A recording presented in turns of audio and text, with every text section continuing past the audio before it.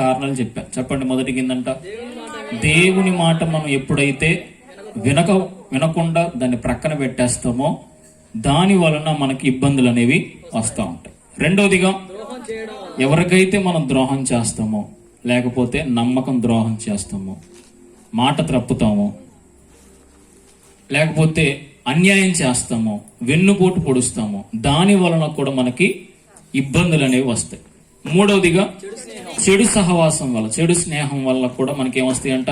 ఇబ్బందులు. మనం ఎవరితో అయితే స్నేహం చేస్తామో రేపు వారి ద్వారానే మనకి ఏమొస్తాయంట? చెప్పాలి ఇబ్బందులు అనేది వస్తాయి. ఇక నాలుగవదిగా, మన చుట్టూ ఉన్న వారి వలన కూడా మనకి ఇబ్బందులు అనేవి వస్తాయి. ఎవరో ఒకళ్ళు ఏదో ఒక పొల్ల వేయడం వల్ల, ఆ పొల్ల చెట్టు అవ్వడం వల్ల, ఆ చెట్టు మంట అయిపోవడం వల్ల ఏదో ఒక విధంగా ఇబ్బంది అనేది మన కుటుంబాలను ఇబ్బంది చేస్తుంది. ఇక ఐదవదిగా, దేవుడు మనల్ని పరీక్షిస్తాడు. పరీక్షించడాన్ని బట్టి కూడా ఇబ్బందులు అనేవి వస్తూ ఉంటాయి. దేవునికి స్తోత్రం చెప్పండి గట్టిగా. హల్లెలూయా. ఇప్పుడు ఈ ఇబ్బందుల నుంచి విడుదల పొందడానికి 2 కారణాలు చెప్పా. నాకెళ్ళి చూడమ్మా, చెప్పండి. మొదటికి ఏంటిది? దేవునికి చెప్పాలి. దేవునికి చెప్పాలి. హల్లెలూయా. ఎప్పుడైతే మనం మనకు వచ్చిన ఇబ్బందిని మనుషులకు కాకుండా, బయట వారికి కాకుండా, మన యొక్క బాధని మనం దేవునికి చెప్తే ఆ యొక్క బాధ నుంచి, ఆ యొక్క ఇబ్బంది నుంచి దేవుడే మనల్ని విడుదల చేయనుగాక. ఇక రెండోది ఏం చేయాలంట? గట్టి చెప్పండి. ఓర్పు కలిగి ఉండాలి. ఎప్పుడు ఓర్పు కలిగి ఉండాలి? ఇబ్బంది వచ్చినప్పుడు, శ్రమలు వచ్చినప్పుడు, నష్ట కష్టాలు వచ్చినా కూడా మనం ఓర్పుతో ఉండగలిగితే ఆ ఓర్పు ద్వారా దేవుడు మనకి ఆ సమస్యల నుంచి విడుదల చేస్తాడు. దేవునికి స్తోత్రం. రేపు చూద్దాం. యెహోషువ గ్రంథం 7వ అధ్యాయం. వాక్యం అయిపోయేదాకా ఒక్క నోరు కూడా వినపడద్దు నాకు. ఒక కళ్ళు తప్ప మీ నోట్ల నుంచి ఇంకో మాటే రావద్దు. పిల్లగాళ్ళు అడ్డు తిరిగితే తల్లిదండ్రులను అడుగుతా. నేనైతే ఎవరిని అడగను. వాళ్ళ వైపు ఎవరు కూడా చూడొద్దు. యెహోషువ గ్రంథం 7వ అధ్యాయం 26వ వచనం. యెహోషువ గ్రంథం 7వ అధ్యాయం 26వ వచనం చదువుదాం. వారిని రాళ్లతో కొట్టిన తరువాత అగ్ని చేత కాల్చి వారి మీద రాళ్లను పెద్ద కుప్పగా వేసిరి. అది నేటి వరకు ఉన్నది. అప్పుడు యెహోవా కోపోద్రేకము వీడిన వాడై మల్లుకొనెను. అందుచేతను నేటి వరకు ఆ చోటికి ఆకోరు లోయ అని పేరు. ఆకోరు లోయ అంటే దాని కింద అర్థం ఉంది చూడండి. చెప్పండి. బాధలోయ. ఆకోరు అంటే మాటకు అర్థమైంది. ఈ రోజు మన వాక్య అంశం ఏంటంటే ఆకోరు లోయ. చెప్పండి అమ్మా. ఇది ఈ ఆకోరు లోయ ఈ ఒక్క వారంతో అయిపోయేది కాదు. ఒక 3-4 వారాలు వస్తుంది. కాబట్టి బాగా గుర్తు పెట్టుకోండి. ఆకోరు లోయ అనే మాటకు అర్థమైంది బాధలోయ. ఆకోరు అనే మాటకి బాధ అనే కిందనే ఉంది మనకి. ఇప్పుడు ఈ బాధల నుంచి డైరెక్ట్ గా విడుదల పొందడానికి దేవుడు ఈ ఆకోరు లోయని అంటే బాధలోయని దేవుడు ఏ విధంగా మార్చిందంటే చూడండి. హోషేయ గ్రంథం ఉంటది. హోషేయ గ్రంథం 2వ అధ్యాయం 15వ వచనం. హోషేయ గ్రంథం 2వ అధ్యాయం 15వ వచనం.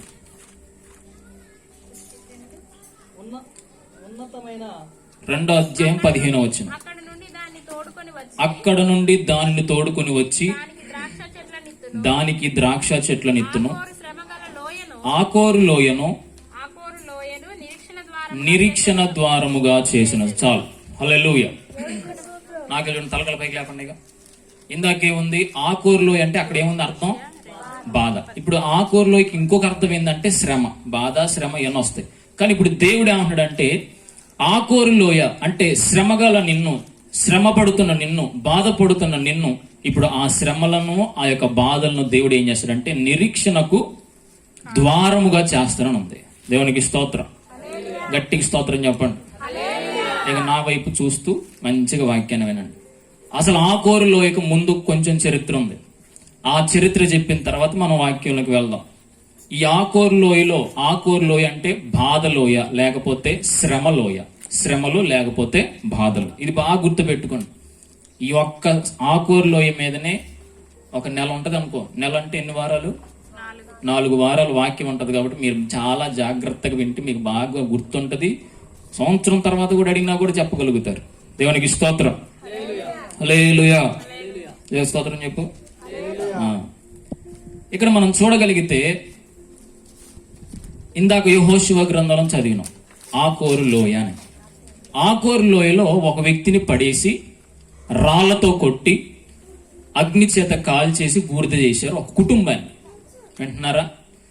ఆ కుటుంబాన్ని ఎందుకు కాల్చారు, ఆ కుటుంబాన్ని ఆ లోయలో ఎందుకు పడేశారు, ఆ కుటుంబం ఆ లోయలో పడిపోవడానికి కారణాలు ఏంది అనేవిదే ఇప్పుడు మనం చదువుకున్న దాంట్లో ఉంది. అయితే దానికంటే ముందు చరిత్ర మనం చూడగలిగితే ఇజ్రాయేలు ప్రజలందరినీ దేవుడు ఐగుప్తులో నుంచి బయటికి తీసుకొని వచ్చాడు. వింటున్నారా? ఇజ్రాయేల్ ప్రజల్ని దేవుడు ఎక్కడి నుంచి తీసుకుని వచ్చిండు? ఐగుప్తులో నుంచి బయటికి తీసుకుని వచ్చాడు మోషే ద్వారా. మోషే తీసుకుని వచ్చాడు. ఎర్ర సముద్రాన్ని దాటిచ్చాడు, సీనాయి పర్వతం దాటారు. దాని తర్వాత కొన్ని దినాలు అయిపోయిన తర్వాత మోషే చనిపోతాడు. మంచి జాగ్రత్త వినాలి. మోషే చనిపోయిన తర్వాత ఇజ్రాయేల్ ప్రజలకు ఒక వ్యక్తి కావాలి, నాయకుడు కావాలి నడిపించడానికి. లేట్రా తర్వాత బైబిల్ మూసేదా? అందరు కూర్చో, చేతులు పెట్టు. నాకు హల్లెలూయా.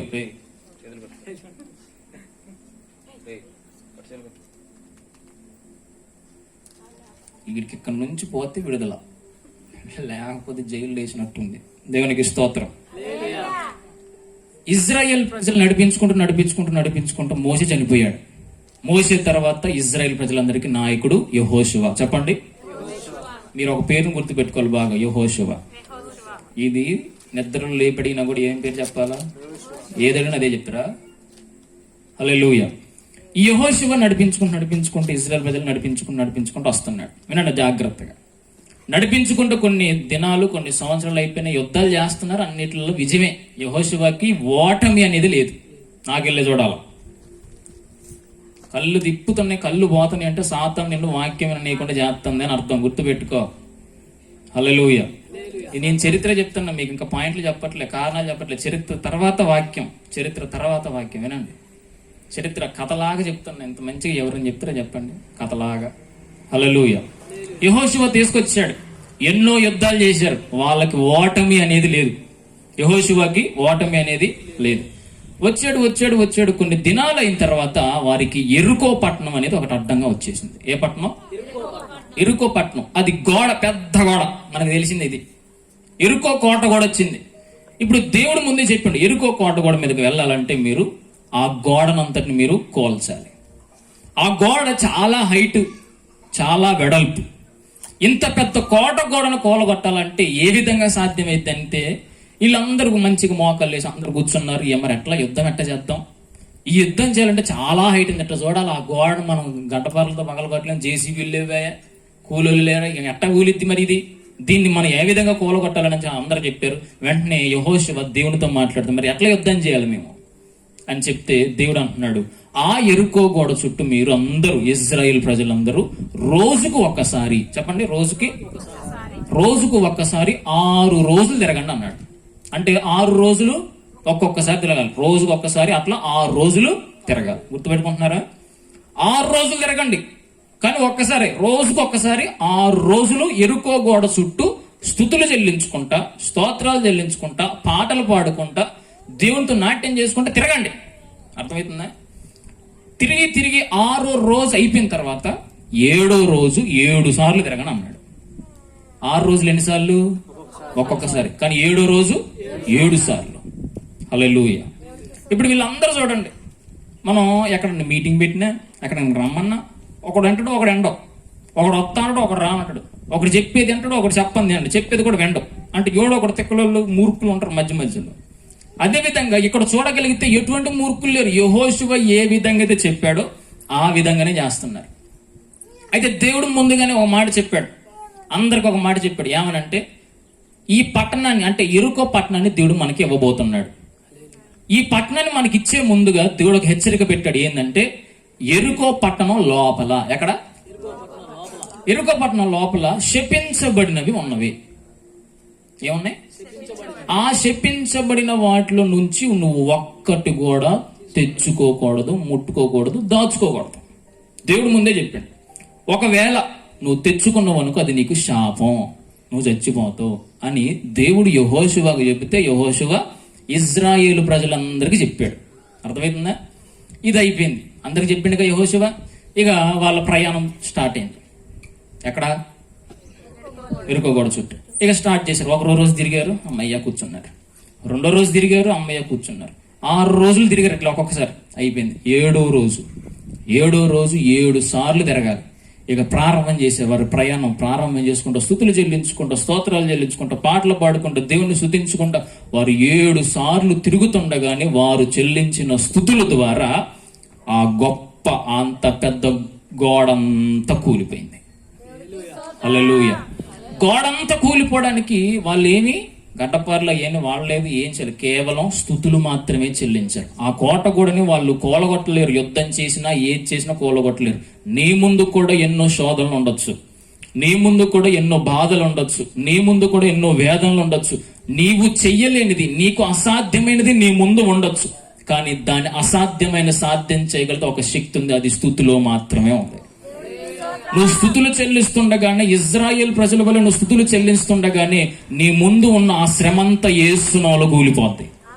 నువ్వు చెల్లించాల్సింది ఇజ్రాయేల్ ప్రజల వల్ల స్తుతులు చెల్లించాలి. అది రోగమైనా, అది బాధ అయినా, అది శ్రమ అయినా, అది నిందైనా, అది అవమానమైనా నువ్వు స్తుతులు చెల్లిస్తుండగానే నీకు తెలియకుండా నీ ముందున్న ఆ పెద్ద కోట గోడంతా కూలిపోనుగాక. దేవునికి స్తోత్రం. ఇప్పుడు వీళ్ళందరూ స్తుతులు చెల్లించారు, ఏమంటే గోడంతా కూలిపోయింది. అవునా కదా? గోడంతా కూలిపోయిన తర్వాత ఇక ఇశ్రాయేల్ ప్రజలందరూ లోపలికి వెళ్ళిపోయారు. లోపలికి వెళ్ళిపోయి అందరిని చంపమని చెప్పాను, మొత్తం నాశనం చేయమని. కానీ వీళ్ళందరూ బాగానే మంచిగా యుద్ధం చేశారు. మొత్తం అయిపోయింది. దేవుడు ముందేం చెప్పిండు, లోపల ఉన్న దాంట్లో ఒక్కటి కూడా తీసుకురావద్దని చెప్పిండు. కానీ వీళ్ళందరూ చేశారు. వారిలో ఆకాను అనే వ్యక్తి, చెప్పండి. ఇందాక ఒక అయ్యగారి పేరు చెప్పిన, అయ్యగారి పేరు ఏం పేరు? ఈ 2 పేర్లు గుర్తు పెట్టుకుని బాగా. అయ్యగారి పేరు ఏం పేరు? గట్టిగా చెప్పండి. యెహోషువ. ఇప్పుడు ఈ ఆకాన్ అనే ఆయన దగ్గర ఉన్న ఆ ఇజ్రాయేల్ ప్రజల్లో ఒకడు ఆయన. ఆ ఆకాన్ అనే వ్యక్తి మాత్రం ఒక్కడే అక్కడున్న వాటన్నిట్లలో కొన్ని వస్తువులు తెచ్చుకున్నాడంట. చూడండి, అది యెహోషువ గ్రంథం 7వ అధ్యాయం.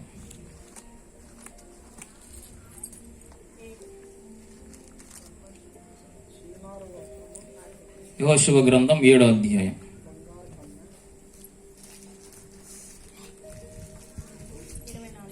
21వ వచనం. దోపుడు సొమ్ములో ఒక మంచి షీనారు వస్త్రము, 200 తులముల వెండి, బంగారం చూచి ఆశించి తీసుకుంటుంది. అదిగో నా డేరా మధ్య అది భూమిలో దాచిపడండి. ఇక్కడ చూడండి, నాకెళ్ళి చూడండి. ఇప్పుడు ఈ ఆకాని ఏం చేసిందంటే ఆ యొక్క ఎరుకో పట్టణం లోపలికి పోయి షీనారు వస్త్రం, వెండి, బంగారం 3 వస్తువులు తీసుకునంట. వాళ్ళకి అప్పుడు ఇల్లు లేవు. వాళ్ళకప్పుడు ఇల్లు లేక ఏమంటాయి, అన్ని గుడారాలు. ఏమంటాయి? గుడారాలు. ఇప్పుడు ఆ గుడారాలు అంటే ఈయన ఏం చేసిందంటే పోయి గుడారం మధ్యలో మట్టి తీసి లోపల పెట్టేసి కప్పేసిందంటే ఏంది నా అమ్మాయికుల లక్క. దేవునికి స్తోత్రం చెప్పండి.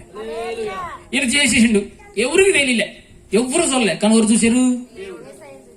మీకు ముందే చెప్పిన గారు తీసుకురావద్దని చెప్పిన, అయినా కూడా నా మాట వింటారు. సర్లే చూద్దాం ఆడిపోతారని చెప్పేసి ఎరుకో మీద అయిపోయింది, విజయాన్ని సాధించారు. దాని తర్వాత హాయి పట్టణం అనండి. మొదటిగా ఏ పట్టణం? ఏ పట్టణం? ఎరుకో పట్టణం మీద విజయం వచ్చేసింది. ఎరుకో పట్టణం తర్వాత ఇప్పుడు హాయి పట్టణం మీదకి యుద్ధానికి పోయారు. హాయి పట్టణం మీదగా జనాలు అంతగానో పోలేదు, కొంతమంది పోయారు. ఎందుకంటే చిన్న పట్టణం. ఎరుకో పట్టణం పెద్ద పట్టణం, హాయి పట్టణం చిన్న పట్టణం. చెప్పండి, పెద్ద పట్టణం ఏది? గట్టిగా చెప్పండి. చిన్న పట్టణం ఏది? హాయి పట్టణం. ఈ హాయి పట్టణం మీదకి పోయారు. ఇక చిన్న పట్టణమేగా, కొంతమంది సింపుల్ చంపేసి మనం అంత పెద్ద పట్టణం గెలిచిన వాళ్ళు దీని మీద గెలవలేమా అని చెప్పేసి మంచిగా బయలుదేరి చిన్న పట్టణం మీదకి పోయారు యుద్ధానికి. కానీ చిన్న పట్టణం మీద ఓడిపోయారు. దేవునికి స్తోత్రం. ఇక యెహోషువ ఒకటి ఓడిసింది, అరే అంత పెద్ద పట్టణం మీద మనం గెలిచినాం, ఇంత చిన్న పట్టణం మీద మనం ఓడిపోయినవి ఏంది, ఎందుకు వాళ్ళు ఎట్ట చేయడం ఏంది. యెహోషువ జీవితంలో ఎన్నడూ కూడా చూడని ఓటమి మొట్టమొదటిసారి చూశాడు. అతని జీవితంలో ఓటమి అనేది లేదు యెహోషువకి. కానీ ఫస్ట్ టైం ఎక్కడ ఓడిపోయాడు? ఏ పట్టణం మీద? హాయ్ అంటాం చూడండి, ఆ హాయి కాదు. పట్టణం పేరు ఏంటది? హాయి. చాయి కాదు. దేవునికి స్తోత్రం. పట్టణం పేరు ఏంది? హాయి పట్టణం. పెద్ద పట్టణం పేరేం పేరు?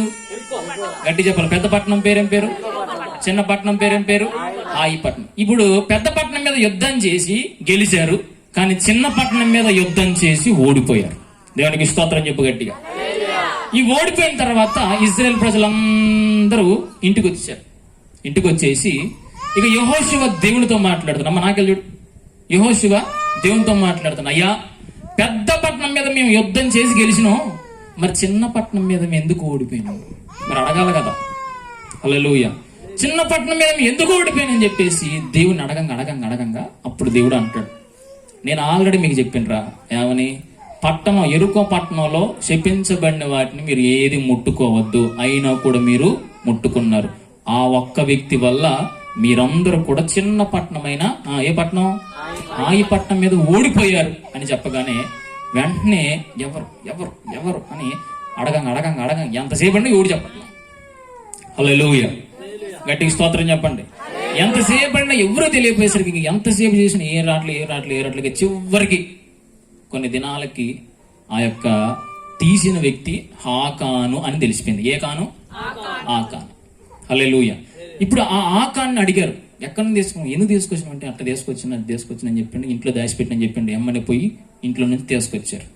అప్పుడు యెహోషువ అంటున్నాడు, ఏమంటున్నాడంటే ఆకాన్ని, ఆకాను కుమారులు, ఆకాను కుటుంబం, భార్య, పిల్లలు, తనకున్న జంతువులు ఏముంటవి, పశువులు గాని జంతువులు గాని ఏమున్నా వాటన్నిటిని తీసుకుని వెళ్ళి ఆకోరు లోయలో, ఏ లోయలో? ఆకోరు లోయలో వారిని పడేసి రాళ్లతో కొట్టి చంపమన్నాడు దేవుడు. ఎట్లా చంపమన్నాడు? ఏ లోయలో పడేసి? ఆకోరు లోయలో పడేసి రాళ్లతో కొట్టి చంపమన్నాడు. దాని తర్వాత అగ్నితో కాల్చేశాడంట. ఇదంతా మనకి 7వ అధ్యాయంలో, యెహోషువ గ్రంథం 7వ అధ్యాయంలో ఉంటుంది. దేవునికి స్తోత్రం. ఇప్పుడు ఆయన తెచ్చుకోవడం వల్లనే, కేవలం ఆ యొక్క వస్త్రాన్ని, ఆ బంగారాన్ని, ఆ వెండిని తెచ్చుకోవడం వల్లనే అతనికి ఆ యొక్క శ్రమ అనేది రాల. ఆ శ్రమ రావడానికి కొన్ని కారణాలు ఉన్నాయి. ఈరోజు మనకు కూడా ఇటువంటి ఆకోరు అంటే బాధ, ఆకోరు అనే మాటకు అర్థమైంది బాధ, లేకపోతే శ్రమ. ఇటువంటి శ్రమలు మనకు ఎందుకు వస్తున్నాయి? ఇటువంటి ఇబ్బందులు మనకి ఎందుకు వస్తున్నాయి? ఇటువంటి బాధలు మనకి ఎందుకు వస్తున్నాయి అంటే, ఇప్పుడు దేవుడు నీతో మాట్లాడుతుంది ఏంటంటే, ఆకానులో నుంచి దేవుడు కొన్ని మాటలు నీతో మాట్లాడబోతున్నాడు. దేవునికి స్తోత్రం. ఆకాను చనిపోవడానికి, ఆకాను కుటుంబం అంతా పతనం అయిపోవడానికి, ఆకాను కుటుంబం అంతా అంతగానో నాశనం అవ్వడానికి కొన్ని కారణాలు ఉన్నాయి. కేవలం తెచ్చుకోవడం వల్ల మాత్రమే కాదు. మీకు అంతకుముందు ఒకసారి ఆదాము గురించి చెప్పిన, కేవలం పండు తిన్నంత మాత్రానే బయటికి పంపలే, దానికి కారణాలు ఉన్నాయని చెప్పాను. దేవునికి స్తోత్రం. ఇప్పుడు కేవలం ఆకాను కూడా తెచ్చుకోవడం వల్లనే ఆయన శాపాన్ని పొందుకోవాలి. దానికి కొన్ని కారణాలు ఉన్నాయి. దేవునికి స్తోత్రం. దాంట్లో కారణాలలో, ఆ కారణాలన్నింటిలో మొట్టమొదటి కారణం ఏంటంటే, ఇప్పుడు చెప్తున్న మొదటి పాయింట్ ఏంటంటే, ఆకానికి అంత శ్రమ రావడానికి, ఆకానికి అంత బాధ రావడానికి, ఆకాను కుటుంబం అంతా చనిపోవడానికి మొట్టమొదటి కారణం ఏంటంటే, దేవుని మాట వినాల, లేకపోతే సేవకుని మాట వినలేదు. సేవకుడు ఏం చెప్పాడు? ఫస్టే వినపడట్లేదా? ఇంకోసారి చెప్పమంటారా? సౌండ్ ఏమైనా పెంచమంటారా? చెప్పండి మరి, చెప్పాలి కదా, నాకు వినపడట్లే. శపించబడిన దాంట్లో నుంచి ఏవి కూడా తెచ్చుకోద్దు అన్నాడు. మరి చెప్పినప్పుడు ఏం చేయాలా? చెప్పిన మాట వినాలి. కానీ మనకేంది, మూర్ఖులు ఉంటారు కొంతమంది. మూర్ఖులు అంటే ఎవరో చెప్పినా వెంటనే చెప్పేదేనండి. మూర్ఖుడు అంటే ఎవరో చెప్పినా సింపుల్ గా, చెప్పేది వినడు, వినేది చెయ్యడు ఈజ్ ఈక్వల్ టు మూర్ఖుడు. ఇప్పుడు ఆల్రెడీ యెహోషువ చెప్పిండు అందరికీ, పట్టణంలో నుంచి ఏ ఒక్కడు కూడా మీరు తెచ్చుకోద్దను. మరి తెచ్చిన వినపడది, ఎన్నోడు ఏం చేయాలా? దాని ప్రకారం ఉండాలి. కానీ ఇన్నా కూడా పోయిండు, తెచ్చుకుని ఇంట్లో పెట్టేసుకుంటాం. దేవునికి స్తోత్రం చెప్పండి. నీకు కూడా ఈరోజు శ్రమ రావడానికి, నీకు కూడా ఆకాను వలె బాధ రావడానికి, నీకు కూడా ఆకాను వలె ఆ యొక్క బాధలు, ఇబ్బందులు, శ్రమలు రావడానికి నీకు కూడా మొట్టమొదటి కారణం ఏంటంటే, ఆకాను నుంచి నువ్వు నేర్చుకోవాల్సిన మొట్టమొదటి పాయింట్ దేవుని మాట వినకపోవడం, లేకపోతే సేవకుని మాట వినకపోవడం. నువ్వు ఎప్పుడైతే దేవుని మాటను ధిక్కరిస్తావో, ఎప్పుడైతే దేవుని మాట వినకుండా నీ ఇష్టానుసారంగా జీవిస్తావో, నా ఇష్ట ప్రకారం అన్ని జరగాలి, బైబిల్ ప్రకారం ఎందుకు జరగాలి? అయ్యగారు చెప్పినట్టు ఎందుకు జరగాలి? మా పెద్దలు చెప్పేశారు, మా ముత్తాతలు చెప్పేశారు, వెనక 7 తరాల వాళ్ళు చెప్పేశారు. ఆ ఎప్పుడు నుంచి ఆ విధంగానే వస్తుంది కాబట్టి అదే సాంప్రదాయం ప్రకారం, అదే ఆచారం ప్రకారం, అదే అలవాటు ప్రకారం జరగాలి. హల్లెలూయా. అట్లని చెప్పేసి నువ్వు ఎప్పుడైతే ఆ విధంగా వెళ్ళిపోతా ఉంటావో, నువ్వు దేవుని మాట వినని వాడివి. నువ్వు ఎప్పుడైతే దేవుని మాట కానీ సేవకుని మాట కానీ వినకపోతే గుర్తుపెట్టుకో, అది నీకు నష్టాన్ని తీసుకొని వస్తుంది, అది నీకు బాధను తీసుకొని వస్తుంది, అది నీకు శ్రమను తీసుకొని వస్తుంది. హల్లెలూయా. చాలా మంది చూడండి, డాక్టర్ అంటాడు ఏమని, ఒకవేళ జ్వరం తగిలింది అనుకో, ఒకవేళ ఏమన్నా అనారోగ్యం వచ్చింది అనుకో, డాక్టర్ అంటాడు అమ్మ 2 రోజులు అన్నం తినమాకు అని చెప్పింది అనుకో. ఏం చెప్తావు చెప్పు? అబద్ధం ఆడుకుని చెప్పు. చెప్పాలి. ఈ డాక్టర్ చెప్పేసిండని చెప్పేసి 2 రోజులు డాక్టర్ గారు అన్నం తినొద్దన్నారు అని చెప్పేసి ఇక పత్యం లాగా అస్సలు ముట్టుకోరు కొంతమంది అయితే. హల్లెలూయా. అదేందో అయ్యగారు 2 రోజులు ఉపవాసం ఉండమ్మా అని చెప్పిండు అనుకో, అయ్యగారు నేను పనికి పోతాను, నా వల్ల కాదు, ఉండలేను, నా కాళ్ళు లాగుతాయి, చేతులు మూగుతాయి, నరాలు జువ్వమంటాయి. హల్లెలూయా. ఏదైనా సాకులు చెప్తాం. అదే డాక్టర్ గారు అమ్మా నీకు జ్వరం తగిలింది కాబట్టి, లేకపోతే నీకు అనారోగ్యం వచ్చింది కాబట్టి ముక్కులో 2 సుక్కలు, కళ్ళలో 2 సుక్కలు, మూతిలో 2 సుక్కలు వేసుకో అని చెప్పిండు అనుకో. దానికి ఆయన ఏ టైంలో చెప్తాడో, ఎప్పుడు వేసుకోమంటాడో అదే టైం వేసుకుంటా. ఎందుకు? డాక్టర్ అట్ట చెబితే చెప్పండి, గట్టి చెప్పండి, నాకు వినపడట్లా అంటాం. కానీ అయ్యగారు సమయానికి రాండమ్మా అంటే అయ్యగారు కొంచెం పని ఉంది అందుకే ఆగినాం. ఇప్పుడు ఎవరు భయపడుతున్నావు? ఎవరి మాట వింటున్నావు? దేవుని మాట మాత్రం. ఎందుకు వస్తున్నాయి మరి నష్టాలు? ఎందుకు వస్తున్నాయి బాధలు? ఎందుకు వస్తున్నాయి శ్రమలు? అవి ఆలోచన చేయం. తిమ్మోతి కొంచెం ప్రార్థన చేయి, అయ్యగారు కొంచెం ప్రార్థన చేయి. మా ఇంట్లో ఒకటే సమస్యలు, కానీ మేము మాత్రం దేవుని మాట, మేము మాత్రం ఉపవాసం ఉండలేం. ఎందుకు? నీరసం, తలనొప్పి లాగుతున్నాయి, సాగుతున్నాయి. హల్లెలూయా. స్తోత్రం చెప్పలేకపోతున్నారు చూడు. ఎందుకు వస్తుందని చెప్పి ఇప్పుడు శ్రమ దేవుని మాట వినకపోవడం వల్ల, లేకపోతే సేవకుని మాట వినకపోవడం వల్లే. ఆదాముకు దేవుడు చెప్పాడు తినమాకురా అని, కానీ ఏం చేసిండు? మరి మాట విన్నట్ట. ఏమంటే ఏం చేసింది? ఆదాముకి శాపమే, అవ్వకి శాపమే, తర్వాత అతనికి పుట్టిన మొట్టమొదటి కుమారుడికి కూడా శాపం ఎందుకు వచ్చింది? వీళ్ళు చేసిన పాపాలే వాళ్ళకి శాపాలుగా మారిపోయినాయి. దేవునికి స్తోత్రం చెప్పండి. తర్వాత మనం ముందుకు వస్తే సౌలుకు కూడా సమూయేలు చెప్తాడు, అమాలేకుల మీదకి యుద్ధానికి పో, రాజును కూడా చంపి అన్నిటిని నాశనం చేసి రా అంటే, సౌలు ఏం చేస్తాడు తెలుసా? అమాలేకుల మీద పోయి అందరితో యుద్ధం చేస్తాడు, కానీ రాజును మాత్రం చంపడం. అక్కడ ఉన్న గొర్రెలు, మేకలు, పశువులు, సంపదను అంతా తీసుకుని వచ్చి ఇంట్లో పెట్టుకున్నాడు. దేవుడు ఏం చెప్పిండు? దాని కొంచెం సౌండ్ పెంచువా చెప్పండి. సమూయేలు ఏం చెప్పిండు సౌలుకి? అన్నిటినీ, కొంచెం నోర్లు తెరవండి, ఏస్తున్నామాలో అన్నిటినీ చంపేయమన్నాడు. కానీ ఏం చేసిండు? అందరిని చంపిండు, కానీ రాజును చంపల.